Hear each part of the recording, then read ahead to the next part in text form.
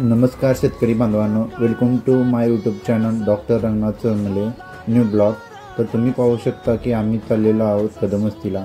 तर संध्याकाळच्या 7 वाजलेल्या आहेत आणि आता पावसाचे वातावरण झालेले आहेत आणि रोडही पाहू शकता।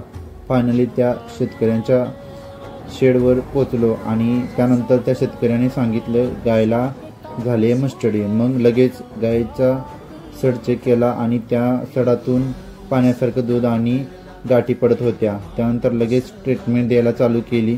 त्यानंतर आम्ही तिथून निघालो खैरावला। तर जाता जाता विचार आला की रेवाडीला वाट आहे, तर रोड पण चांगला आहे। हा मधला रोड जात होता रेवाडीला। आम्ही रेवाडीला पोचलो आणि तिथून निघालो खैरावला। रोड पाहिला तर अतिशय खराब रोड होता, तरी पण म्हटलं की चालतंय, त्याला काय होतंय असं करत फायनली आम्ही त्या शेतकऱ्याच्या शेडवरती पोहोचलो। नंतर त्या शेतकऱ्याने लगेच दाखवली गाय।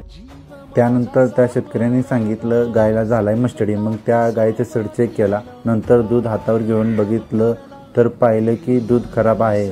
नंतर त्या शेतकऱ्याला सांगितलं की ट्रीटमेंट देऊन बघूया। नंतर लगेच ट्रीटमेंट द्यायला सुरुवात केली। त्यानंतर त्या गायीच्या शिरवाटातून अँटीबायोटिक इंजेक्शन दिले, तुम्ही पाहू शकता।